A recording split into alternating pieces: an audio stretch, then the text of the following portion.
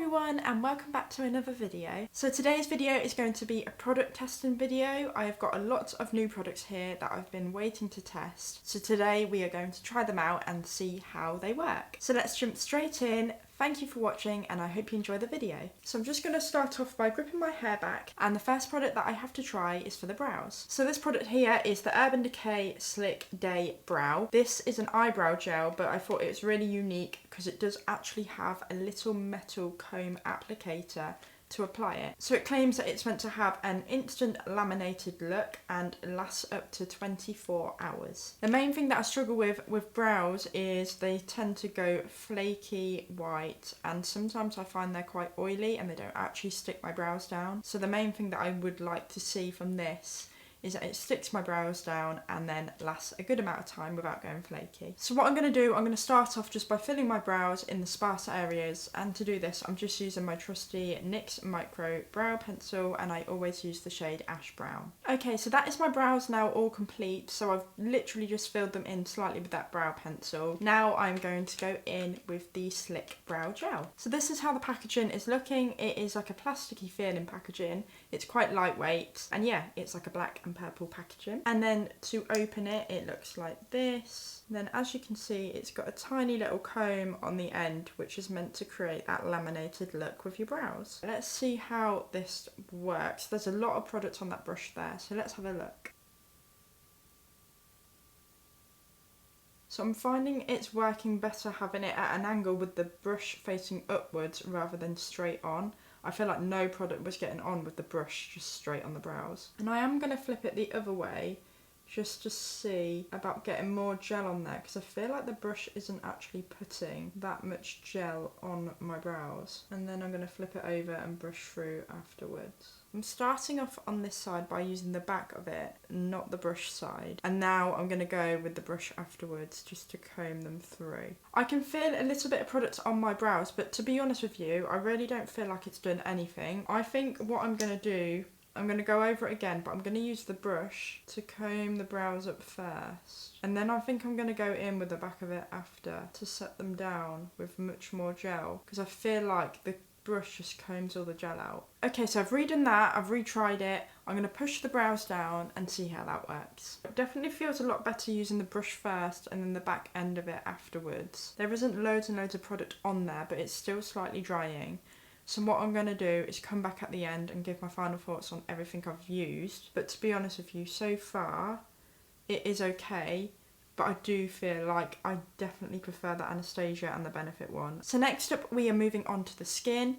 What I have here is a mixture of products. So I have got a Illamasqua Beyond foundation, and I've also got a little sample of the Eborian CC cream. So what I think I'm going to do, I don't know if this one's going to be too dark for me, so I might start with this one, see what the colour looks like. If it's too dark, I'm going to try some of this. But I think I'm going to pop a little bit of this on top anyway, so let's start with this one here. So this one is meant to be a high definition radiance face cream, a skin perfector, and have SPF 25 sunscreen in it. So I've dropped a little bit of the corner off here. What I'm going to do is just squeeze a little bit of the product out. Okay, so I don't know if you can see that, but it starts off as a white grey sort of colour. So I'm going to pop this on the skin and just blend in. So I feel like this is definitely going to be too dark, but I'm just going to go with it. I'm going to put more on. So I'm just going to go straight in and rub it into the skin. It smells really, really nice. It smells almost like a perfume, so that's nice. But it is very orange, but that's my fault because I've got the shade Doré apparently.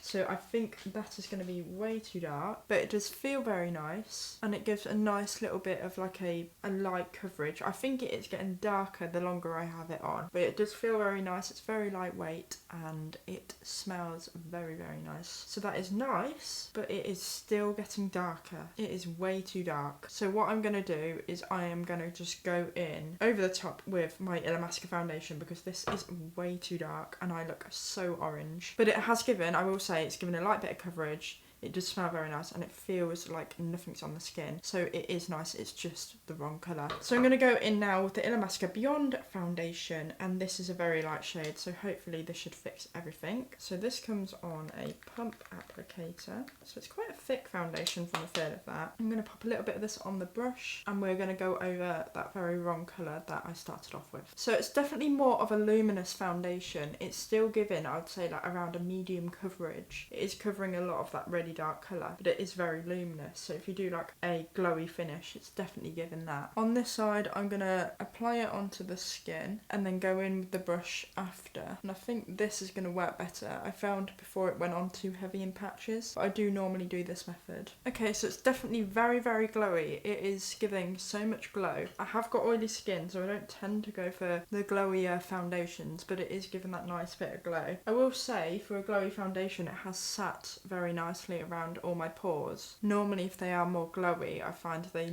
really do show obviously around the pores, but this one it hasn't, so that's good. And I'm going to blend a little bit down the neck because I still feel a little bit orange from that first foundation. Okay, so I will say it has given a really nice even coverage.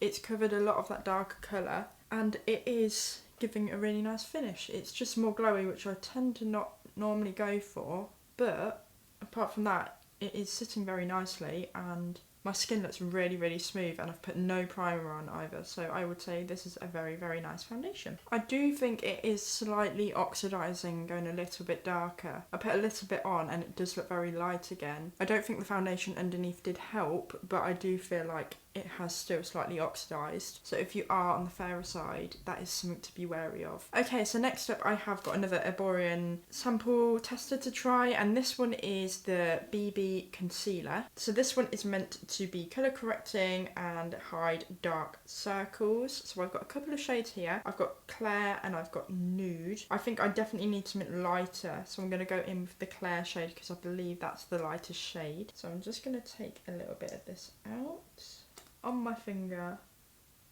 Oh, it's not as light as I thought it was going to be, but it's really got a lot of coverage. I'm going to blend that in now with a stippling brush. Okay, that's given a lot of coverage and you can't really, again, feel it. It does feel a lot like skincare. Okay, so the thoughts of that, I will say again, it wasn't light enough. It's still too dark, but it is, I can't even feel it on my skin and it gave so much coverage straight away. It feels really, really nice. It's just, again, too dark, but I can't really see my dark circles. Ever so slightly maybe here. I'll add a little bit more. I'm going to pat it in with my finger. That's worked really, really nicely. So I would say so far this is like the best product that I have used. It's given that really good bit of coverage. And I do feel like using my finger really, really helped that, just to blend that in. So I'd say that has worked really, really nicely. Okay, so I'm looking very shiny. So what I'm going to do now is just set down all of my face. This is a step I'd usually do anyway. So I'm going to set down my face and then come back to do the eyes. Okay, so the face is now all set down. Moving on to the eyes, I've not put any shadow on yet because I want this to be like a pure test so you can see properly. But I ended up picking up the Natasha Denona Eye Mascara Guard. This is really good, I find, because my eyelashes are quite long. Whenever I put mascara on, it flicks back and it hits into the eyeshadow and it's just a nightmare to get off and it wastes time and it's just really awkward to do. So this is meant to be a guard that you put on when you put mascara on and it stops it from flicking on and hitting your eyeshadow. So I was really, really intrigued by this. I will admit I thought it was going to be a lot bigger. It's quite small, but in a way that's quite good if it's going to be around your eye. So I've got my mascara here, so let's see how well this protects my eyelid. So I'm just going to start off by popping this just onto the eye like that, and then I'm gonna go in with my mascara as usual. Okay, so that is one eye done. I will say that there is a little bit on my eyelid right by where my lashes are, but I don't know whether it's because I was holding this too hard against my eye. So I'm going to try it again on the other side. So doing the same again, but I'm not going to hold it down as hard this time, so hopefully it shouldn't go on my eyelid. Okay, so the second time round works so much better. You can see it's more in the right place, but I think I pushed it too close to the actual lashes, which obviously is going to smudge the mascara onto my lid. So I did hold it ever so slightly further back and not as hard down onto my eye, and it works so much better. So that's actually worked quite well. I normally get all my mascara up and around here, and none of it obviously has gone on there. it did end up hitting onto this. So next up I have a face product, and it is a blusher from Wet n Wild. So I picked this one up because it reminded me of an old Urban Decay blusher, which I still actually have, but obviously they don't make it anymore and I've only got the tiniest little bit left. I picked this one up thinking they were quite a similar colour. So what I'm going to do, I think I'm going to pop my Urban Decay on one side and compare the other side with the Wet n Wild blusher. So popping Urban Decay onto this side of my face. Now on the other side we are going in with the Wet n Wild, and this is in the shade Naked Brown. Okay, so it looks so much more brown when it's opened, so I don't know if this is going to be a match. There's actually so much more pigment with the Wet n Wild blusher, so that's good. Actually, now that's on, that is very, very similar. I'd say maybe it's ever so slightly darker, but there's so much more pigment to it, so I went in as I did with my Urban Decay. So this one's Wet n Wild, and then this one is Urban Decay. So if you were also a fan of the Urban Decay Afterglow 8 Hour blusher in the shade Video, Wet n Wild Naked Brown is a very close match for it. So to finish off, I have a little product that I received from Look Fantastic in a little box that they sent me for free. So this is the Dr. Lip Tint in Superfood Red Radish. This reminds me of the Paw Paw red one. So as you can see, it is very, very similar to the Paw Paw tint, so we'll see what they compare like. So I'm just going to pop a little bit of this on my lips now.